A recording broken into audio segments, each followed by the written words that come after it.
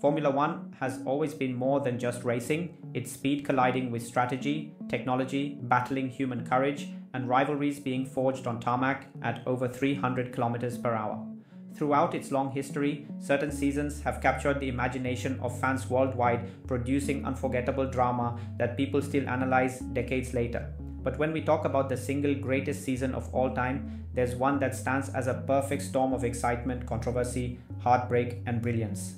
Today, we journey back to what many believe is the most spectacular championship fight ever witnessed, the 1986 Formula One season. To understand why this particular year is remembered so vividly, we need to set the scene. Formula One in the mid-1980s was raw, dangerous, and chaotic. Cars were equipped with turbocharged engines capable of delivering up to 1,400 horsepower in qualifying trim, making them the most powerful machines the sport had ever seen. These engines came alive with brutal bursts of power, with lag that made every press of the throttle a gamble. Drivers didn't just race, they fought to survive every corner. Cockpits were scorching hot, physical strain was immense, and safety measures were nowhere near what we know today. Every race demanded absolute precision and bravery, because one small mistake could mean the end of a career, or worse. In this high-stakes environment, a cast of true giants prepared to clash. There was Alain Prost, the reigning world champion known as the Professor for his calculating consistency and ability to see the bigger picture in a race. Prost wasn't the fastest over one lap, but he understood strategy, tire management, and positioning better than anyone in his era. Opposing him was Nigel Mansell, the electrifying Brit, who became a fan favorite thanks to his fearless overtakes and never-say-die spirit. Mansell could wrestle his car into places it had no business being, thrilling crowds, but often dancing on the edge of danger. Alongside him, within the same Williams team, was Nelson Piquet, a two-time world champion whose cunning, political savvy, and psychological warfare made him one of the smartest operators in the paddock. And waiting in the wings was a young Ayrton Senna, already showcasing flashes of brilliance, delivering stunning qualifying laps and victories that hinted at his future greatness. From the very first races, it became clear that the 1986 season would be something special. Unlike other years dominated by a single driver or team, the field was tightly matched. Senna stormed to pole in Brazil, reminding everyone he was the qualifying king, but Mansell, Piquet, and Prost were all in the hunt.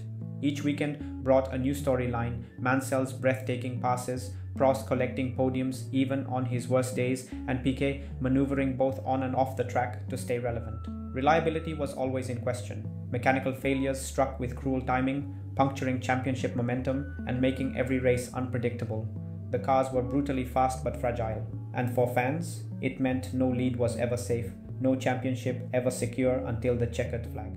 As the season wore on, the tension built. One of the unforgettable turning points came at Brands Hatch for the British Grand Prix. Against his own teammate, in front of a roaring home crowd, Nigel Mansell put in a ferocious drive that elevated him to national hero status. The sight of him storming past Piquet with unmatched bravery sent fans into frenzy. For Britain, Mansell wasn't just a driver, he became a symbol of raw grit and hope. Yet even in his most brilliant triumphs, the cracks inside Williams grew wider. The rivalry between Mansell and Piquet, who shared the fastest car on the grid, was boiling over. Instead of working together to crush their competitors, they frequently tripped over each other, giving Prost in a slower McLaren the chance to chip away at their advantage. Prost's brilliance lay in his discipline. Time and again, when all seemed lost, he somehow salvaged a result. While Williams had the superior car, their drivers cannibalized each other's chances, and Prost quietly collected points, refusing to give in. He didn't need to win every battle, he needed to win the war. By late summer, it was clear we were heading towards something extraordinary. Three giants of the sport were locked in combat, their points tallies separated by mere handfuls. Every pit stop, every overtaking move, every strategic call mattered more than ever, and the psychological games intensified.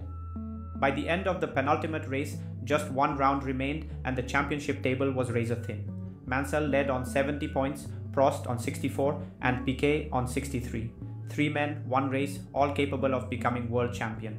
The Australian Grand Prix in Adelaide would go down as one of the most dramatic season finales in the sport's history. The pressure was almost unbearable.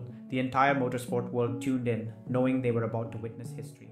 From the start, the race delivered tension. Piquet and Prost battled near the front. Mansell hung close enough to secure the points he needed, and the Williams garage held its breath. For Mansell, everything seemed in control. With a podium finish secure, he was finally on the cusp of his first world title, but then came lap 63 out of 82. At nearly 300 km/h, Mansell's left rear tire exploded spectacularly, sparks showering the track as he helplessly fought to control the car. In a spine-chilling moment, his car wobbled violently before he managed to bring it to a safe stop. His championship dream, so close he could taste it, was gone in an instant. The Williams team, gripped by panic, immediately called in Piquet for a precautionary pit stop. They couldn't risk another catastrophic blowout, but that decision handed the race lead to Prost. The McLaren driver was now carrying the hopes of his entire team on tires that were wearing dangerously thin. Lap after lap, he nursed the car, managing his pace while under immense pressure. Against all odds, Prost held on until the checkered flag, winning the race and stealing the World Championship in front of a stunned world audience.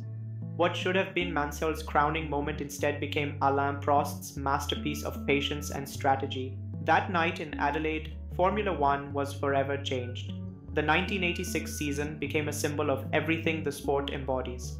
The highs and lows, the heartbreak and triumph, and the cruel unpredictability of motor racing. It cemented Alain Prost's reputation as more than just a good driver. He was a complete champion, a master thinker who could survive any storm. For Nigel Mansell, it was yet another chapter in his story of courage mixed with bitter misfortune. He had driven like a lion, won the heart of fans worldwide, but fate had snatched glory away at the very last moment. And for Nelson Piquet, it was a reminder that internal politics and rivalry within a team could shape the outcome just as much as speed on track.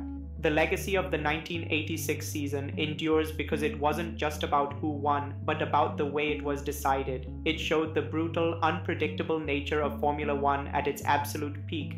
Cars on the edge of control, drivers pushing human limits, and championships swinging on the smallest of margins. Even decades later, when fans discuss the greatest seasons of all time, Adelaide 1986 almost always comes up. It remains one of the purest championships ever fought, where courage, cunning, and tragedy all collided in a single year.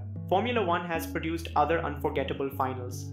Think of 2008, with Lewis Hamilton snatching the title on the very last corner, or 2021, with Verstappen and Hamilton locked in a modern duel that went down to the final lap.